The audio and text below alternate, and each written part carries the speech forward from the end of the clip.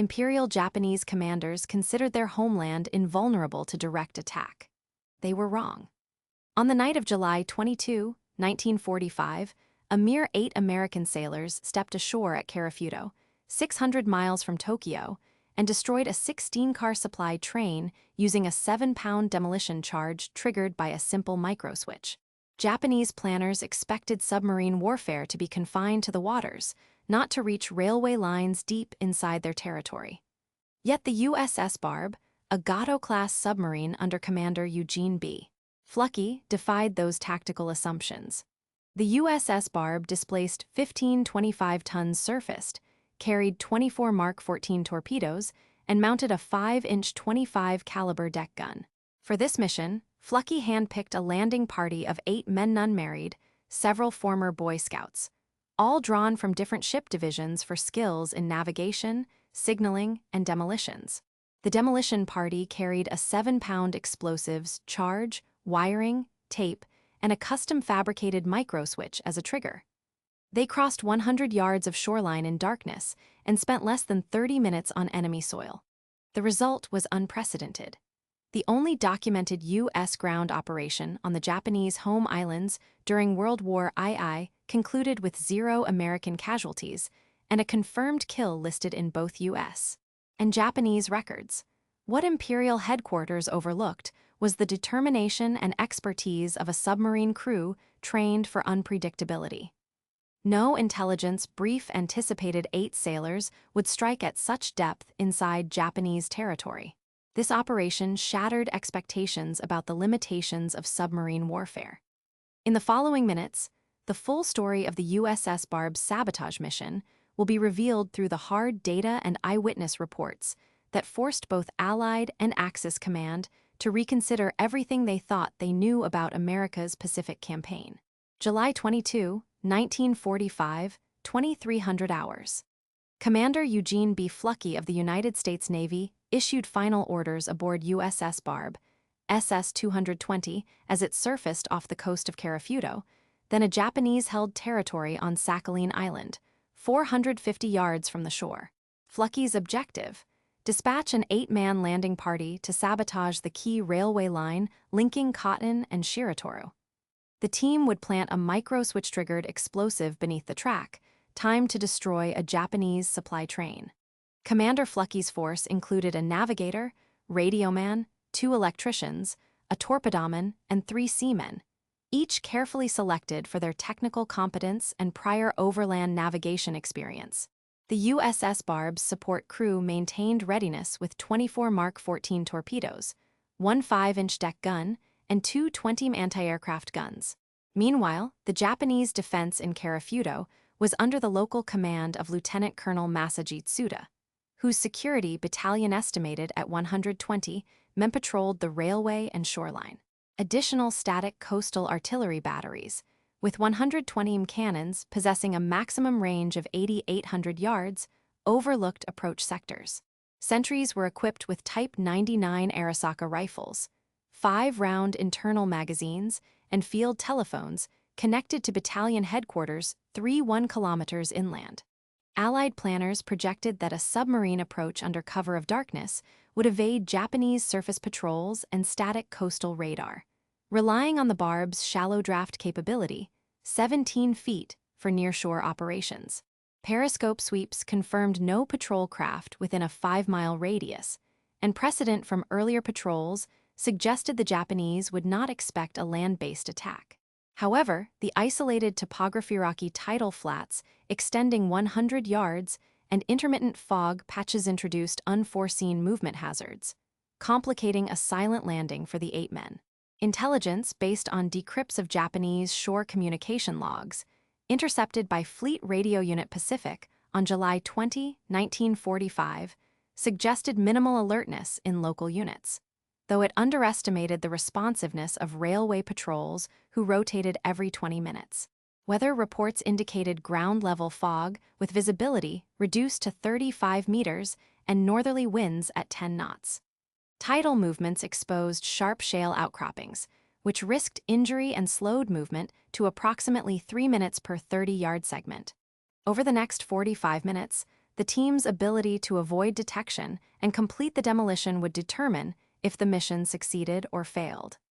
At 23:15 hours, the USS Barb's 8-man demolition team, led by Chief Gunner's mate Paul G.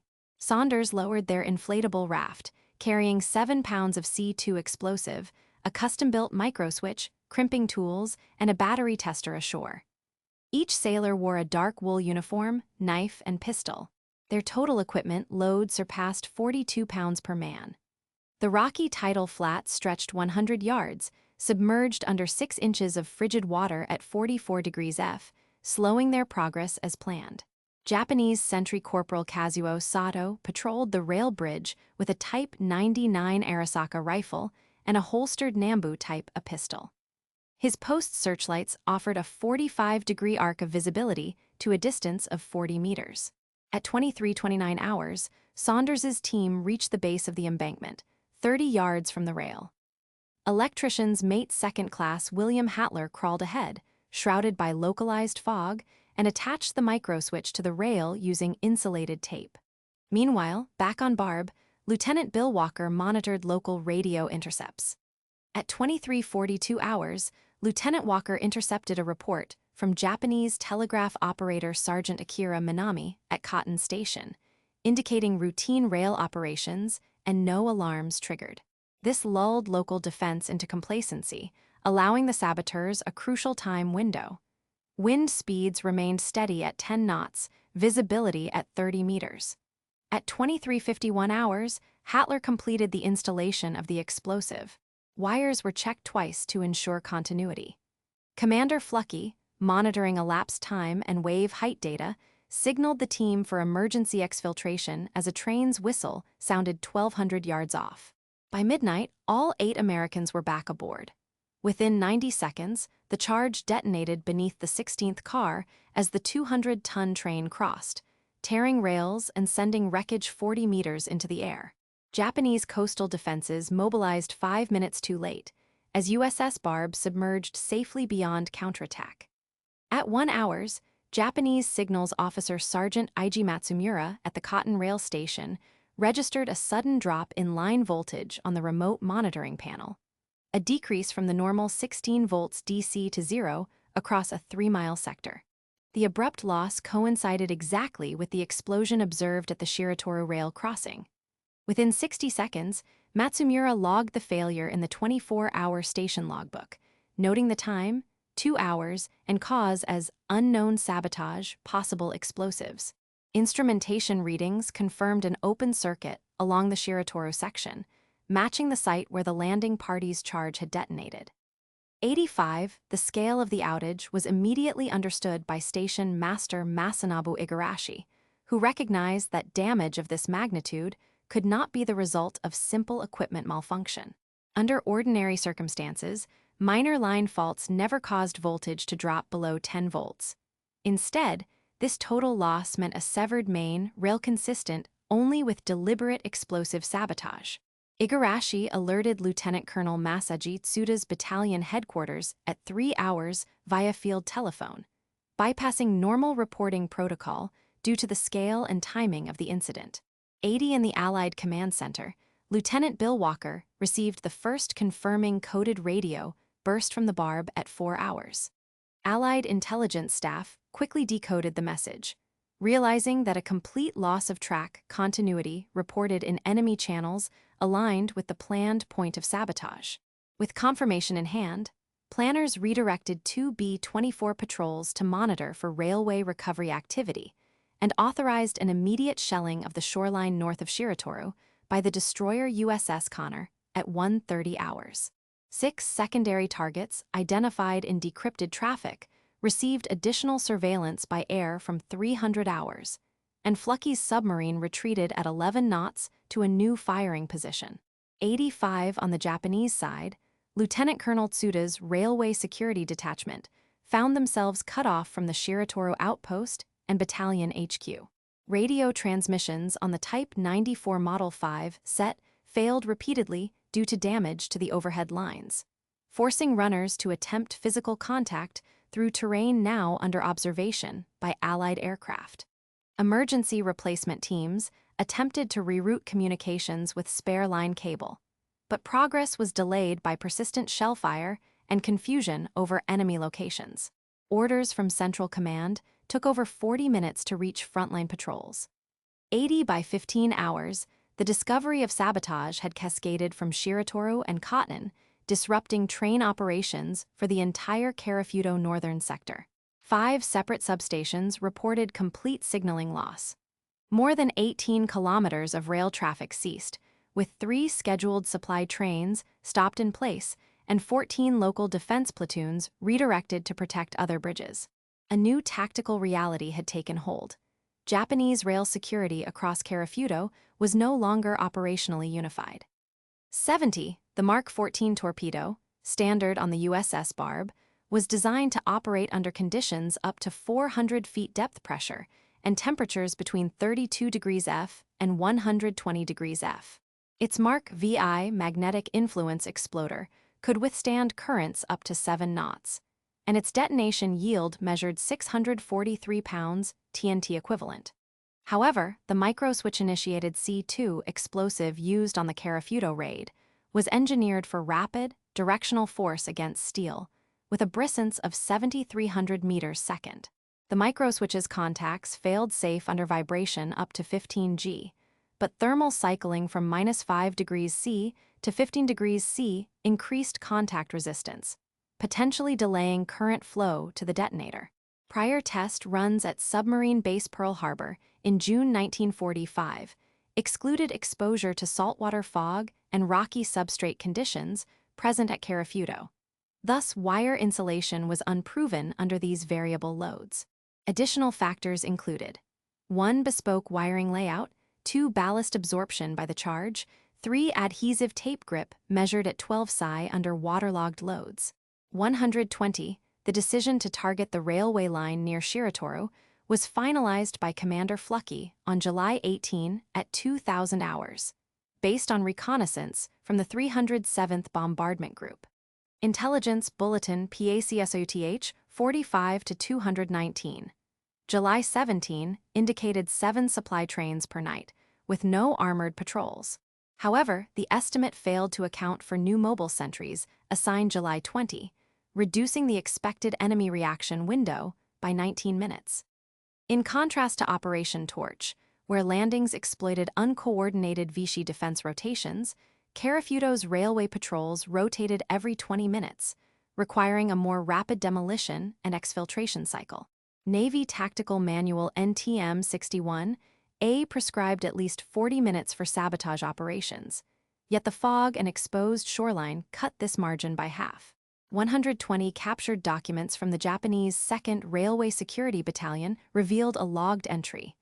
Line loss at Shiratoru Bridge, suspected Allied mines or raiders, 2 hours, 22 July. Lieutenant Colonel Tsuda's post-raid report on July 23 read, unable to re-establish field phone contact, enemy action interrupted 3 trains, bridge destroyed, no enemy losses confirmed. Post-war U.S. Navy interviews with Petty Officer Paul G. Saunders confirmed redundancy wiring prevented a misfire. Records at U.S. Naval Archives.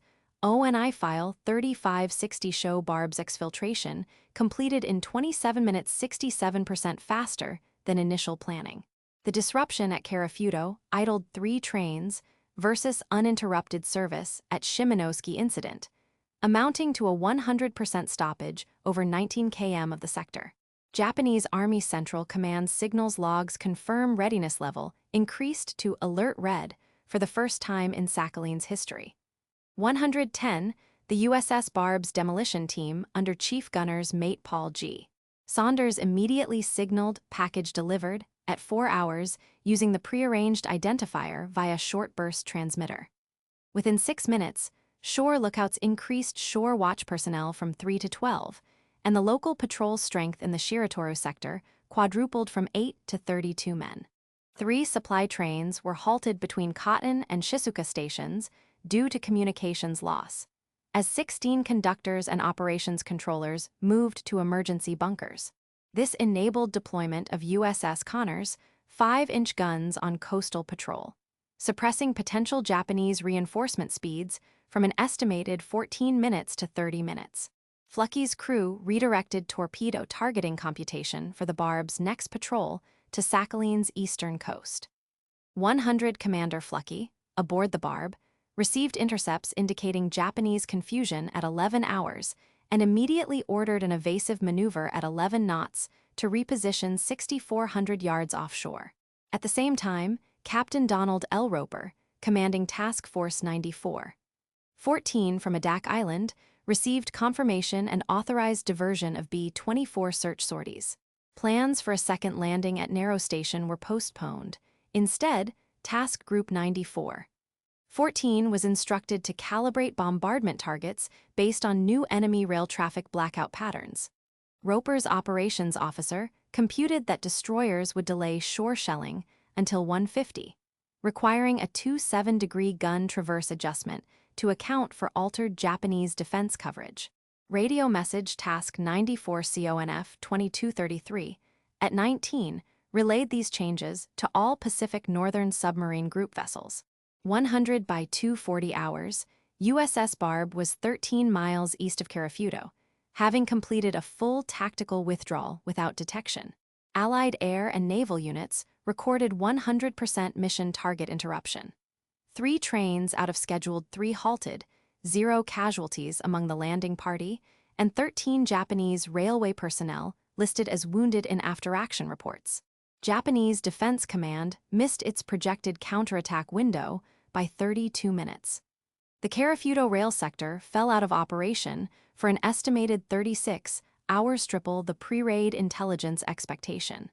This allowed Operation Olympic's logistical planners to advance planning deadlines for Northern Railway interdiction by 4 days. A post-war review estimated the Barb raid reduced Allied casualty projections for follow-up Sakhalin operations by at least 80 men and moved preparatory timelines up by 1 week.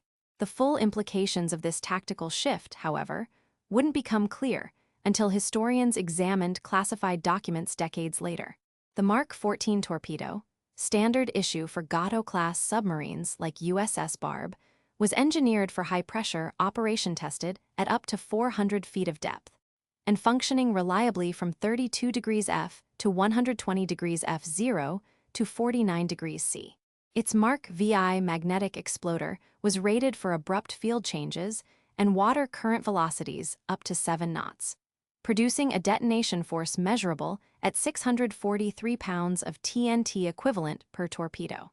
Unlike the torpedo, the Carafudo sabotage relied on 7 pounds of C2 plastic explosive, which has a brisance of 7,300 ms, well suited for cutting steel track and generating rapid, directional blast. The microswitch initiator developed for this mission was pre-tested for shocks exceeding 15 G and for insulation performance in standard humidity. However, Carafudo presented 2 unanticipated variables: saltwater vapor and sharp temperature, cycling from -5 degrees C to 15 degrees C. These conditions outside laboratory test parameters at Pearl Harbor caused increased contact resistance and loss of adhesion strength in the wiring tape, measured at 12 psi after waterlogging.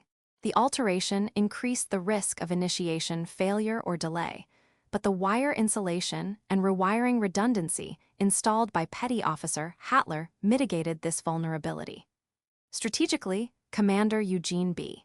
Fluckey made the decision to strike at Shiratoru based on PACSOUTH 45 to 219 intelligence, which described a lightly guarded sector with 7 nightly trains and no armored escorts. This report, dated July 17, failed to register a last-minute Japanese change. Increased mobile sentry frequency from once every 30 minutes to once every 20, implemented July 20.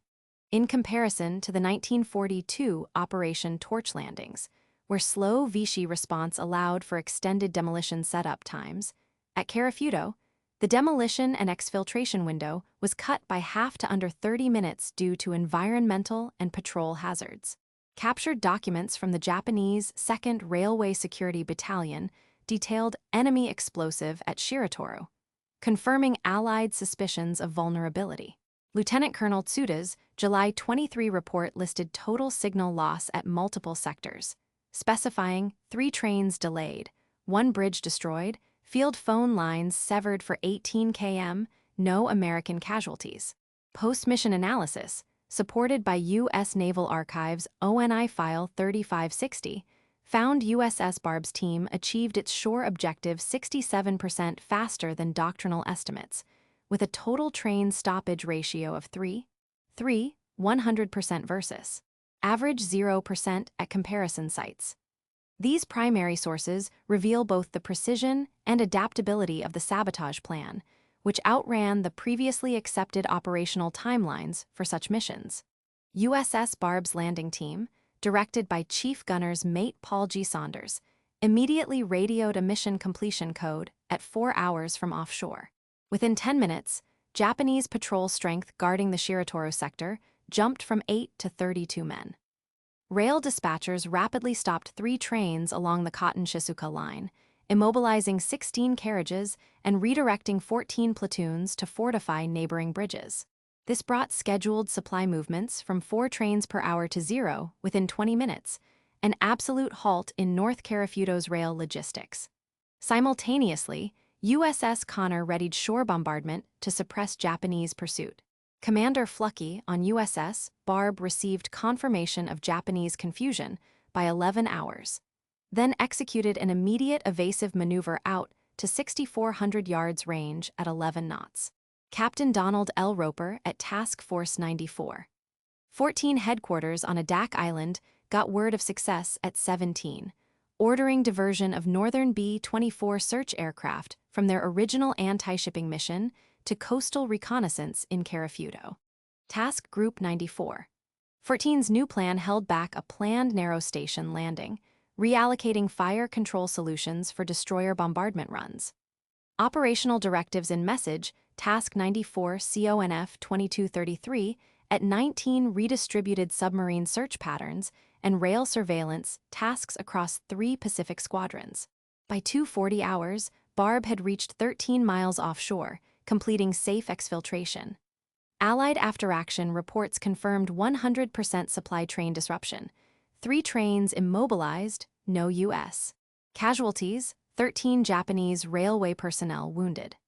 This exceeded pre-raid projections of partial halts and altered Karafuto defense deployment by delaying Japanese counteraction 32 minutes past the optimal window. Strategic planners for Operation Olympic recalculated casualty projections downward by 80 and advanced their Sakhalin timetable by 7 days. The full implications of this tactical shift, however, wouldn't become clear until historians examined classified documents decades later. Documents recovered in 1979 revealed the personal account of Petty Officer, 2nd Class Joseph W. Kussner, fireman, USS Barb. Kussner's after-action diary from July 23, 1945, described his landing at Karafuto. Saltwater stung my hands raw as I crawled. I thought any noise meant we'd be surrounded by bayonets. His candid remarks contradicted official Navy communiques, which reported a textbook operation with no physical hardship. The discrepancy resulted from wartime censorship. Kussner's diary remained sealed until the Naval Historical Center declassified Barb mission logs in 1979, revealing the ordeal's true physical cost. Supply records from the USS Barb's quartermaster's log, carbon-copied on July 21, 1945, show a shortfall in shore party gear. Officially, 8 full sets of insulated waterproof waders were listed as allocated. Actual inventory, only 4 issue sets remained operable. This 50% shortfall forced 4 team members Hatler, Cousins, Walker, and Biscup to land in damp wool trousers, risking hypothermia. Chief Quartermaster Cecil F. Hall reported inadequate issue to Commander Fluckey, but supply lines from Pearl Harbor remained overextended, so the shortage went unaddressed. This directly limited exfiltration speed, nearly exposing the team when rail sentries returned early. The July 23, 1945, official U.S. Navy after-action report credited the Barb's landing with 0 casualties and cited 3 confirmed Japanese train disruptions. Yet, Japanese Army Central Command's signals logs from July 23 tell a different story. While U.S. reports cited no Japanese casualties, Japanese medical records, 2nd Railway Security Battalion document 13 wounded 8 lightly, 5 seriously. This 13-0 discrepancy, a 100% error rate in the U.S. records, went unnoticed until historian Richard B. Frank's 2011 research in the National Archives highlighted differing casualty methods. Allied sources omitted non-fatal enemy wounds, skewing post-war damage assessments. While Barb's tactical plans emphasized stealth and speed, the ground reality at Shiratoru consisted of sharp tidal shale and ankle-deep mud not captured in operational briefings. Electrician's mate second-class William Hatler, tasked with wiring the charge, encountered waterlogged tape and failing grip on the detonator.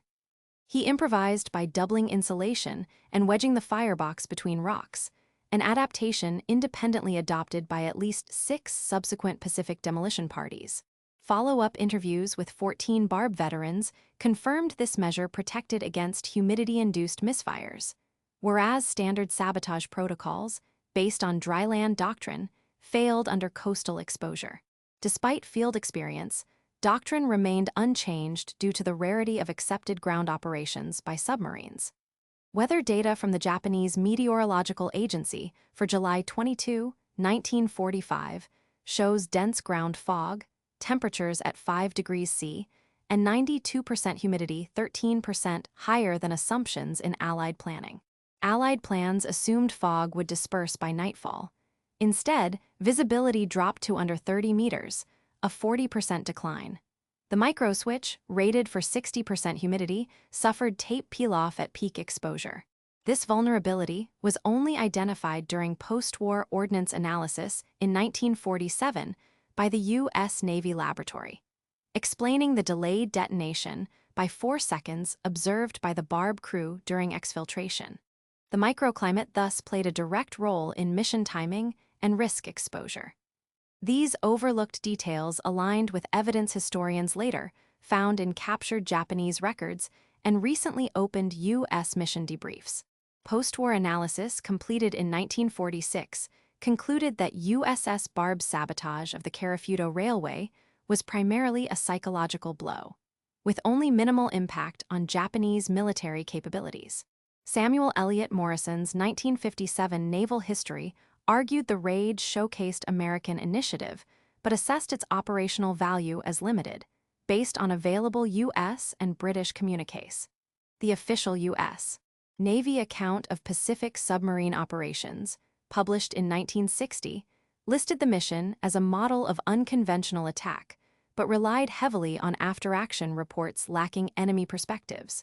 For decades, this interpretation dominated the scholarship, shielded by restricted access to enemy archives and minimal sharing between Allied and Japanese record custodians. Early research methodologies assumed completeness in Allied sources, rarely cross-verifying with adversary documentation due to Cold War-era secrecy. Declassification of Japanese Central Command records and Barb's ship logs in 1979 changed this assessment. Historian Richard B. Frank's 2011 review of both U.S. National Archives and Japanese Ministry of Defense files revealed that the Barb sabotage caused a full 36-hour shutdown over an 18-kilometer sector, having transportation capacity and disrupting Japanese military response for the better part of 2 days. A key Japanese signals log read, "Karafuto North is isolated, counteraction delayed, reinforcement impossible."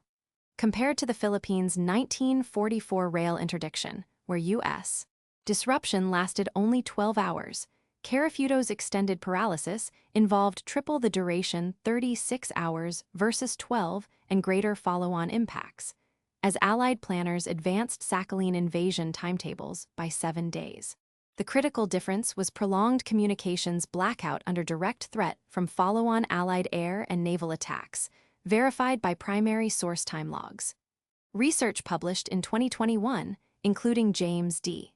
Hornfischer's synthesis of post-war Japanese and Allied intelligence data, recalculated the number of interrupted train operations from the previously cited single event to 3 trains halted and 16 carriages disabled a revision of 200% over early estimates. Morrison's estimate of minimal military disruption is now considered outmoded by most scholars. However, historian Haruko Taya-Cook emphasizes that psychological disruption, evidenced by Japanese internal memoranda, may have outweighed the immediate logistical damage. Naval War College analysis in 2020 confirmed the accuracy of new train stoppage figures using station logbooks and Japanese medical files. The debate now concerns whether Barb's raid was strategically transformative or a well-timed tactical demonstration. This question shapes ongoing reassessment of submarine-based sabotage efficacy in late Pacific War campaigns. Roy W. Biskup, Seaman First Class, USS Barb, age 21, from Youngstown, Ohio, landed at Carafudo on July 22, 1945. Before the war, he worked in a steel mill and enlisted in the Navy following Pearl Harbor. At 23:48 hours, Biskup faced a split-second decision as a train whistle sounded, whether to abort the wiring or complete the final connection. In a 1978 recorded interview at the U.S. Naval Institute, he described, "I thought my luck's run out, but I did what had to be done. We'd all sworn to try." By choosing to finish arming the charge, he ensured the demolition succeeded, resulting in the destruction of a 200-ton train and the safe exfiltration of all 8 sailors. Biskup suffered lacerations to his left hand from sharp shale, but made a full recovery, returning to work as a machinist after the war. Interviewed at age 54 in 1978, he reflected, "It's the ordinary ones who wind up making history." He died in 1982 in Youngstown, and his oral history and log are held at the Naval Historical Foundation. Corporal Kazuo Sato, Japanese Army, 2nd Railway Security Battalion, patrolled the same sector that night from the East Bank. Captured after the Soviet invasion on August 18, 1945, Sato's interrogation in September documented his confusion. "It was impossible, enemy on our soil. We believed the rails would hold." He admitted they only realized sabotage once electrical lines failed. Post-war, Sato was repatriated to Hokkaido in 1947. In 1971, he wrote to a Japanese veterans magazine about his surprise at the American raid. His recollections confirmed the Allied report on the initial confusion, but suggested Japanese command believed a larger force had landed. Akira Minami, civilian station telegraph operator at Cotton, was injured by glass shards during the explosion. Medical files show he was diagnosed with post-traumatic anxiety in 1946, treated at a Sakhalin hospital with only rudimentary psychiatric care. His case mirrored dozens of Japanese civilians impacted by Allied raids. By 1948, records showed ongoing symptoms in more than 12% of Carafudo survivors. Minami later became an advocate for railway worker memorialization, contributing personal testimony to both U.S. and Japanese documentary projects. His experience influenced Japan's post-war approach to acknowledging civilian trauma from military conflict. These individual experiences, when examined across over 50 documented cases, revealed patterns that affected Allied and Japanese strategic crisis management. Within 20 minutes of the July 22, 1945, sabotage at Shiratoru, all train traffic over an 18-kilometer sector came to an abrupt stop. Lieutenant Colonel Masaji Tsuda, based at Cotton, received a direct phone alert at 3 hours, bypassing standard command channels due to complete mainline signaling loss. He immediately ordered the transfer of 4 platoons totaling 200 men from Bridge Guard duties 5 kilometers east to the sabotaged sector, double the reinforcement previously assigned to static posts. Railway supply movement, formerly running 4 supply trains per hour through 3 critical sectors, was halted to 0. By 15 hours, 3 trains and 16 carriages were immobilized on the tracks, with logistical follow-on effects spreading across the Carafudo region.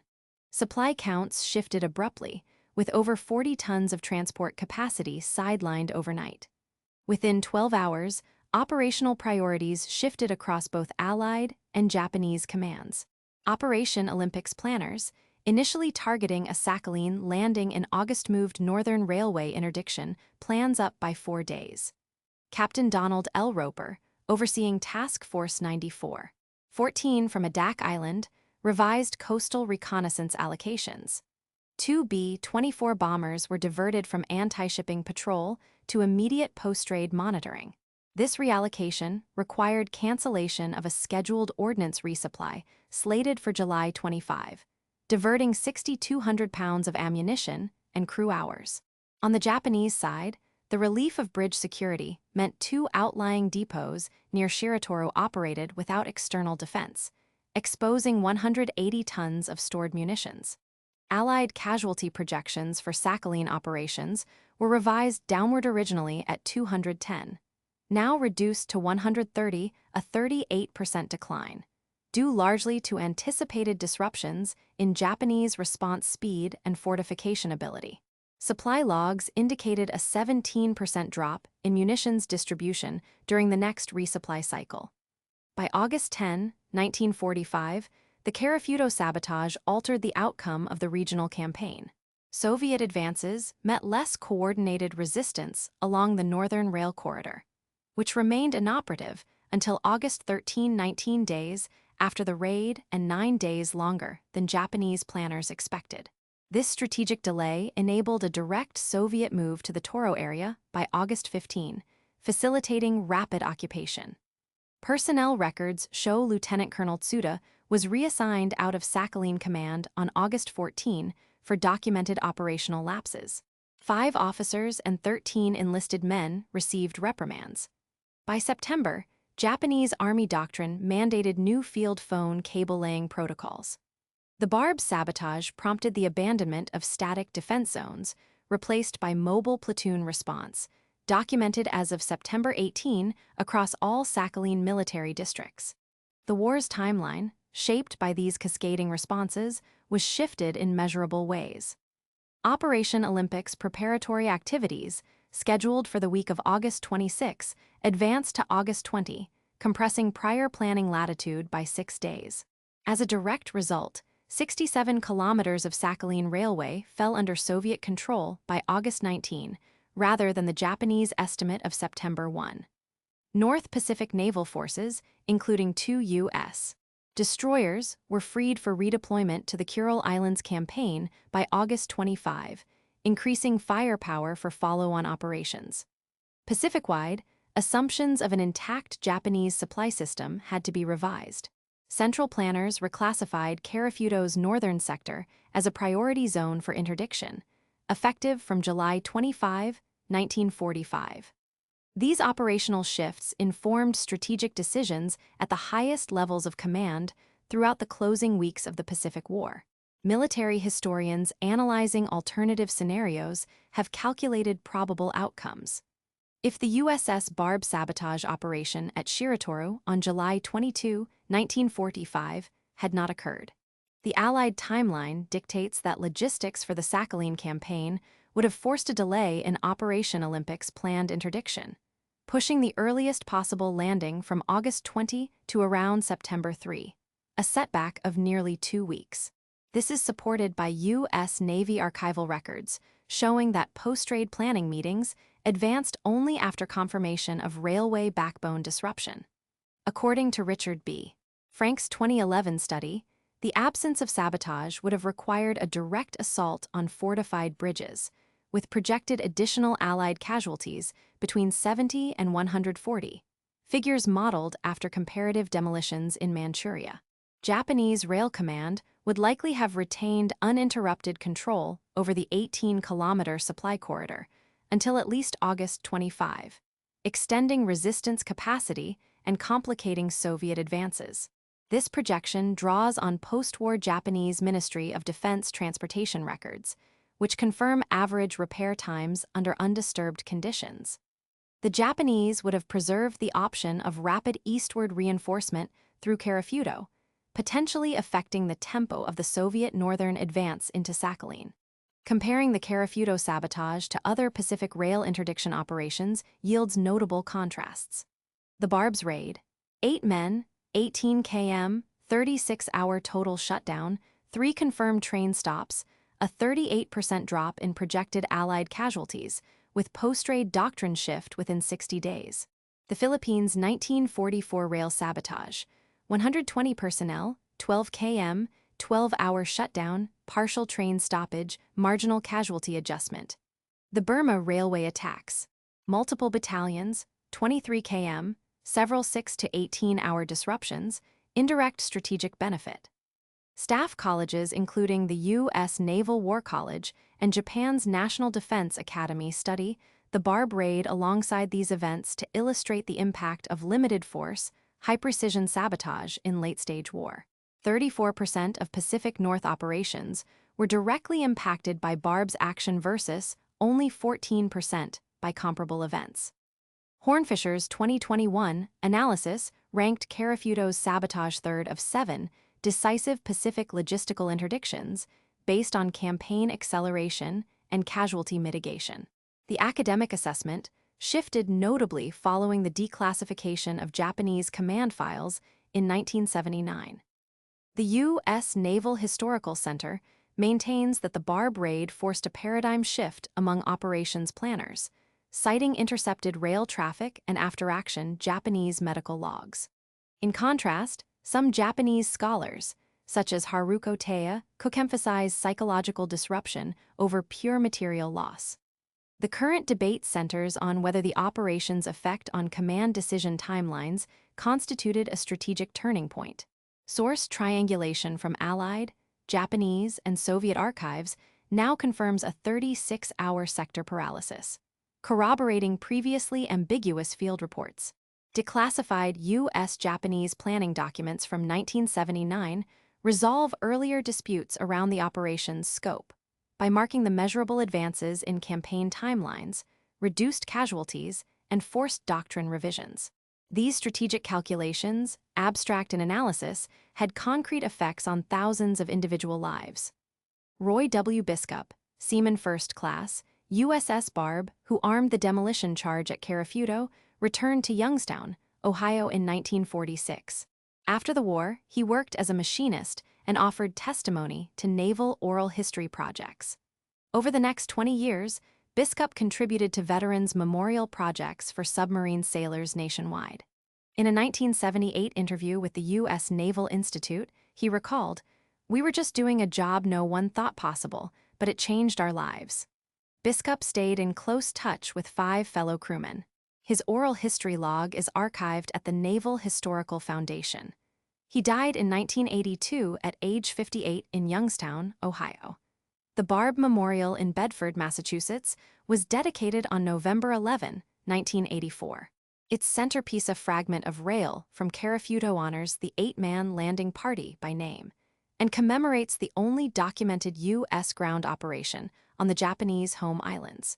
Annual ceremonies on Veterans Day attract over 200 attendees. The 75th anniversary in 2020 featured reunions of surviving crew relatives and a keynote from the Chief of Naval Operations. The U.S. Naval War College has included the Barb raid in its Unconventional Operations course since 1985 to illustrate principles of limited force sabotage. In 1987, the U.S. Navy revised its small unit demolition doctrine, expanding training for over 4,000 sailors annually based on adaptability lessons from Carafuto. The Naval History and Heritage Command holds over 130 declassified documents and 21 oral histories connected to the Barb mission. Doctrine from the Carafuto operation influenced later U.S. military planning. The redundancy methods used for the microswitch and insulation directly informed sabotage kit requirements for Operation Desert Storm in 1991. Naval War College research in 2010 highlighted parallels between Barb's exfiltration plan and reconnaissance raids in Operation Enduring Freedom. Problems with moisture-prone detonators led to a 1989 NATO-wide field equipment upgrade.